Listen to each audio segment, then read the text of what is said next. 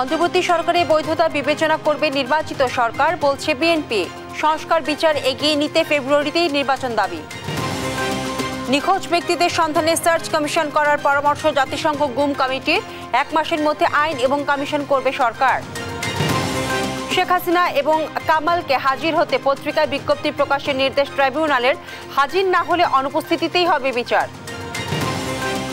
British নয় বাংলাদেশি পরিচয় টিউলিপের দুর্নীতি প্রমাণ পেয়েছে দুদক। বসুন্ধরা চেয়ারম্যানের 2 ছেলের সম্পদ জব্দের চিঠি।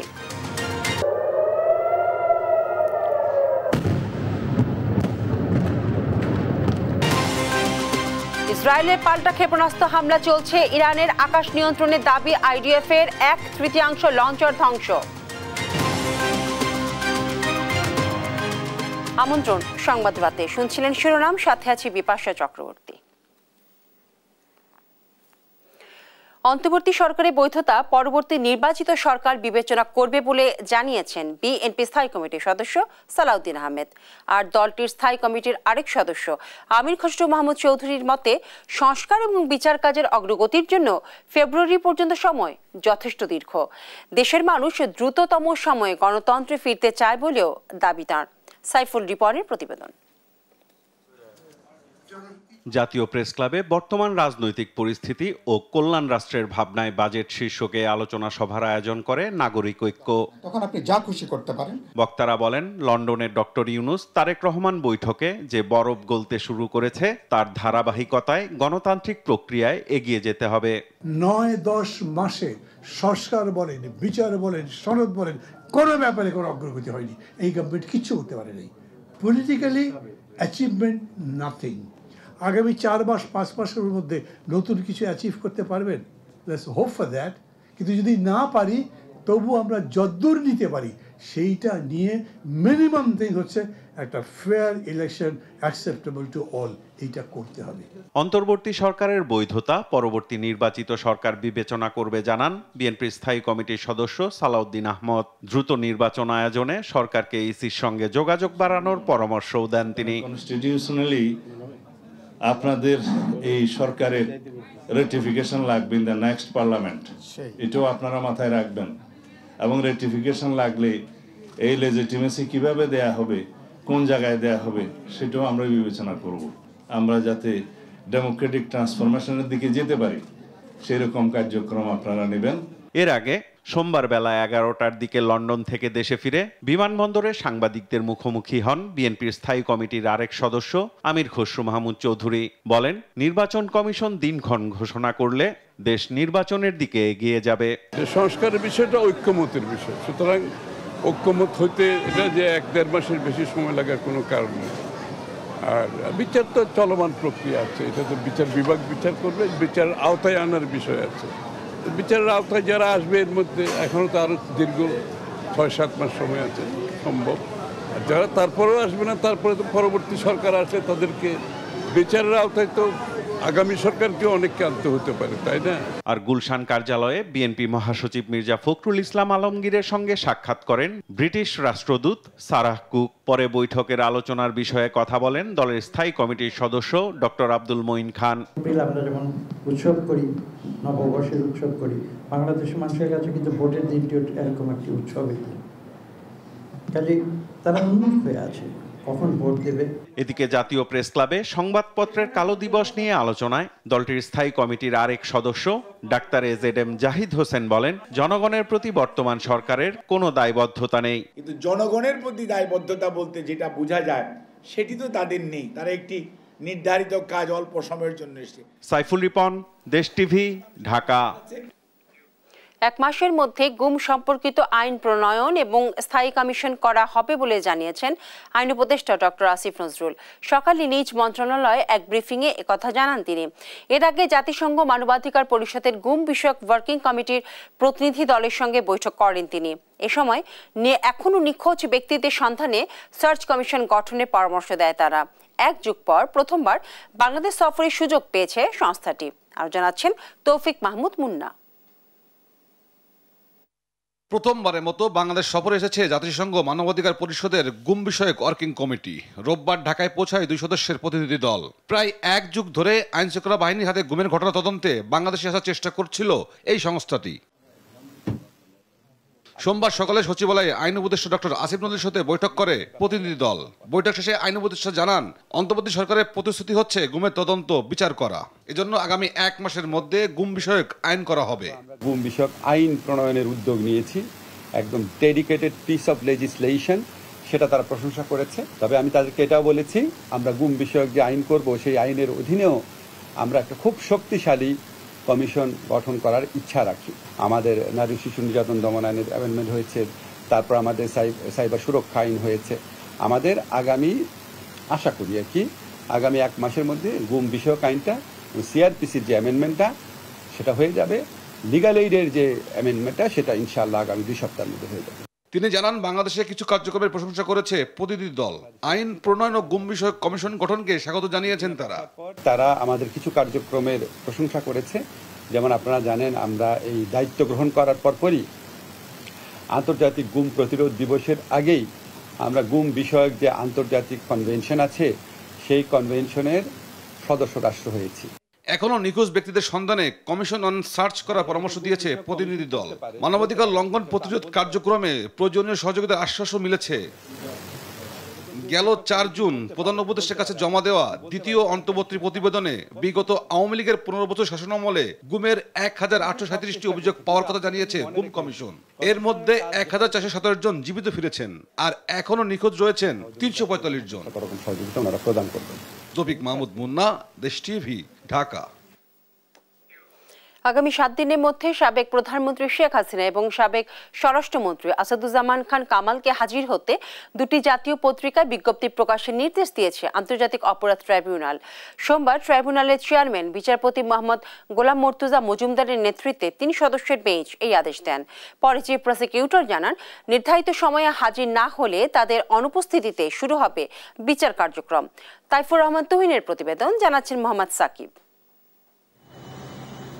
জুলাই আগস্টের মানবতা বিরোধী অপরাধের মামলায় শেখ হাসিনা সহ 3 জনের বিরুদ্ধে আনুষ্ঠানিক অভিযোগ গঠনের বিষয়ে শুনানির দিন ছিল আজ। সেই হিসেবে সকালে আন্তর্জাতিক অপরাধ ট্রাইব্যুনালে হাজির করা হয় সাবেক আইজিপি চৌধুরী আবদুল্লাহ আল মামুনকে। বাকি 2 আসামি শেখ হাসিনা ও সাবেক স্বরাষ্ট্রমন্ত্রী আসাদুজ্জামান খান কামাল পলাতক থাকায় তাদের হাজির করতে 2টি পত্রিকায় বিজ্ঞপ্তি দেওয়ার নির্দেশ দেয় আন্তর্জাতিক অপরাধ ট্রাইব্যুনাল। আদালতের এই আদেশটি 2টো বাংলাদেশের বহুল প্রচারিত পত্রিকায় বিজ্ঞপ্তি দেওয়ার জন্য আদেশ দিয়েছেন এবং এই বিজ্ঞপ্তি অনুযায়ী তারা যাতে হাজির হন আগামী 24শে জুন তাদেরকে সেই বিজ্ঞপ্তির মাধ্যমে জানিয়ে দেওয়া হবে 24শে জুনের মধ্যে তারা যাতে এই আদালতে এসে হাজির হয়ে এই বিচার প্রক্রিয়া মোকাবেলা করেন। আসামিরা উপস্থিত না হলে আইন অনুযায়ী তাদের অনুপস্থিতিতে বিচার কাজ শুরু করা হবে বলেও জানান চিফ প্রসিকিউটর। সেটা আমাদের আইনে সুনির্দিষ্টভাবে বর্ণনা করা আছে। তারা যদি এই সময়ের মধ্যে উপস্থিত না হন তাহলে আদালত আইন অনুযায়ী পরবর্তী কার্যধারা গ্রহণ করবেন এবং তাদের অনুপস্থিতিতেই বিচার কার্য পরিচালিত হবে। ট্রাইব্যুনালের প্রসিকিউশনের অভিযোগে বলা হয়েছে 16 জুলাই থেকে 5 আগস্ট পর্যন্ত সারা দেশে 1400 ছাত্র জনতাকে হত্যার দায় শেখ হাসিনার। তার নির্দেশ, উস্কানি ও প্ররোচনায় এসব হত্যাকাণ্ড সংঘটিত হয়। সেটার বিচার হতে হবে। মোহাম্মদ সাকিব, দেশ টিভি, ঢাকা। সাবেক ভূমিমন্ত্রী সাইফুজ্জামান চৌধুরী জাবেদের সম্পদ জব্দের পর যুক্তরাজ্যে থাকা বসুন্ধরা গ্রুপের চেয়ারম্যানের 2 ছেলের সম্পদ জব্দের চিঠি দিয়েছে দুর্নীতি দমন কমিশন। এমন তথ্য জানিয়ে দুদক চেয়ারম্যান বলেন, যুক্তরাজ্য আদালতে অনুমতি মিললে পাচার হওয়া সম্পদ দেশে ফেরানো সম্ভব। ব্রিটিশ এমপি হিসেবে নয়, বাংলাদেশের নাগরিকত্বের আড়ালে টিউলিপ সিদ্দিকীর একাধিক দুর্নীতির প্রমাণ মিলেছে বলেও জানান তিনি। আরো জানাচ্ছেন ফজলে আদিত্য। পতিত আওয়ামী লীগ সরকারের ভূমিমন্ত্রী সাইফুজ্জামান চৌধুরী জাবেদের যুক্তরাজ্য সহ বিভিন্ন দেশে প্রায় 600 বাড়ি ও ফ্ল্যাটের সন্ধান পায় দুদক। এরই মধ্যে যুক্তরাজ্যে রয়েছে 343টি বাড়ি, যার বাজার মূল্য 1025 কোটি টাকা। এছাড়া ব্যাংক হিসেবে 35 কোটি টাকা পেয়েছে দুদক। ক্ষমতা পরিবর্তনের পর এসব সম্পদ জব্দে আদালতে আবেদন করে সংস্থাটি। সম্প্রতি যুক্তরাজ্যের ন্যাশনাল ক্রাইম এজেন্সি এসব সম্পদ জব্দ করে। সংবাদ সম্মেলনে দুদক চেয়ারম্যান বলেন, পাচার করা অর্থে যুক্তরাজ্যে সম্পদ গড়েছেন জাবেদের ভাই রনি এবং বসুন্ধরা গ্রুপের চেয়ারম্যানের 2 সন্তান। তাদের সম্পদ জব্দেও চিঠি দিয়েছে দুদক। ভূমিমন্ত্রী সাইফুজ্জামান জাবেদের অনুপার্জিত এবং পাচারকৃত অর্থে ক্রয় করা প্রচুর সম্পত্তি এবার এনসি এর সহায়তায় আমরা জব্দ করতে পেরেছি। ব্রিটিশ এমপি টিউলিপ সিদ্দিক ইস্যুতেও কথা বলেন তিনি।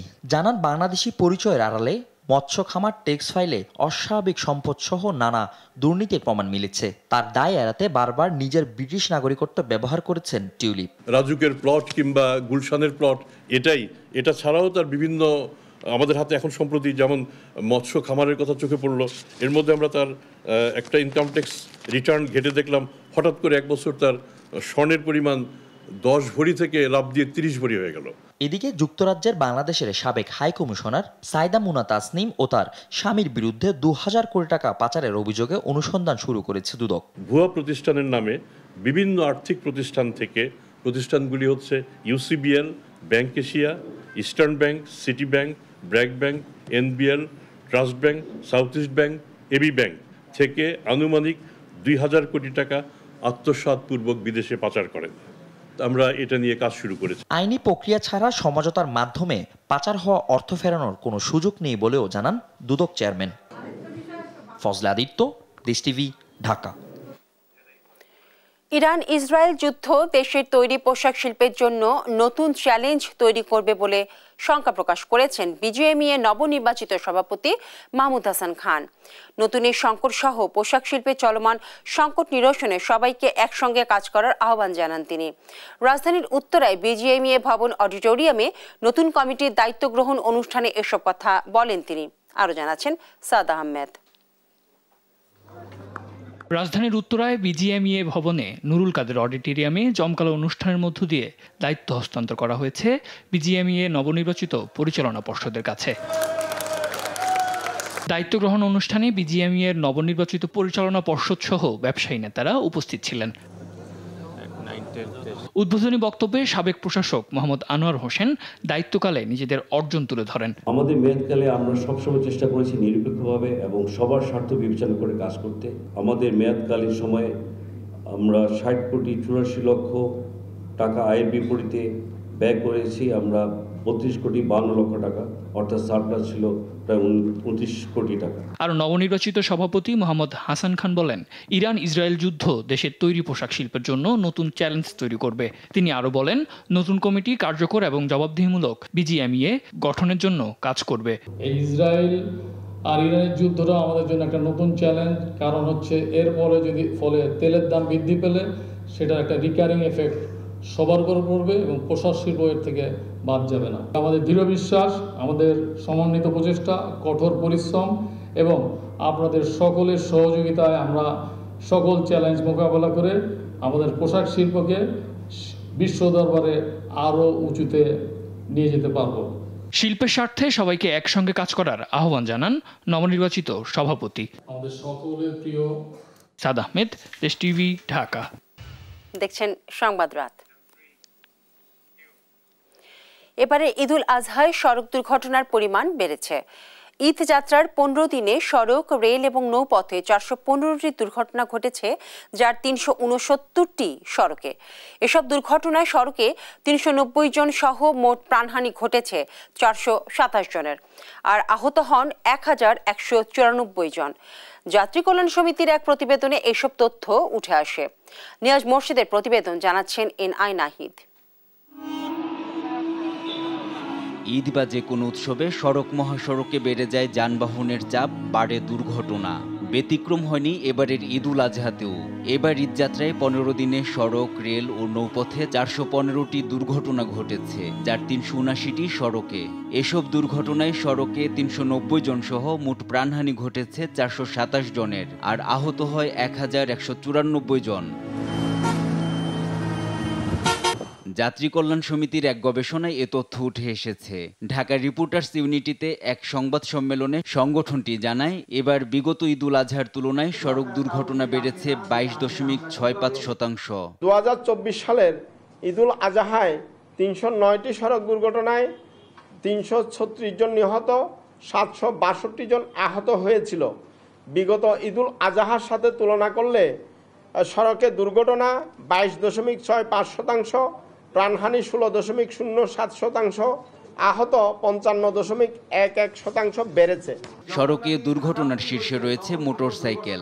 দুর্ঘটনা বৃদ্ধির জন্য একসঙ্গে ছুটি হওয়া, মহাসড়কে মোটরসাইকেল, অটোরিকশার অবাধ চলাচল সহ 9টি কারণ তুলে ধরে সংগঠনটি। সড়ক মহাসড়কে রোড সাইন ও রোড মার্কিং, সড়ক বাতি না থাকায় এবং হঠাৎ ফিডার রোড থেকে ছোট যানবাহন উঠে আসায় এসব দুর্ঘটনা সংঘটিত হয়েছে। দুর্ঘটনা এড়াতে মহাসড়কে মোটরসাইকেল নিয়ন্ত্রণ, ব্যাটারি চালিত রিকশা আমদানি ও নিবন্ধন নিয়ন্ত্রণ সহ 12টি সুপারিশ তুলে ধরে যাত্রী কল্যাণ সমিতি।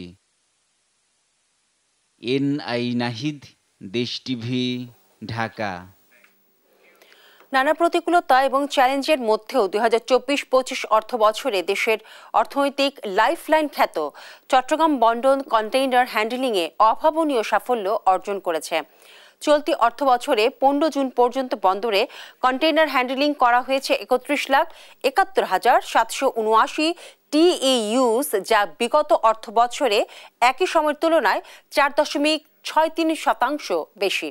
এছাড়াও বন্দরের অটোমেশন সার্ভিস সুবিধা, গেট পাস চালু, কন্টেইনার অপারেটিং সিস্টেম আধুনিকায়ন করা সহ বিভিন্ন অবকাঠামো উন্নয়নও এ সাফল্যের উল্লেখযোগ্য অংশ। এই ধারা অব্যাহত থাকলে আগামী 30 জুন 2025 পর্যন্ত চট্টগ্রাম বন্দর কন্টেইনার হ্যান্ডলিংয়ে এক নতুন মাইলফলক স্পর্শ করবে বলে আশাবাদী কর্তৃপক্ষ।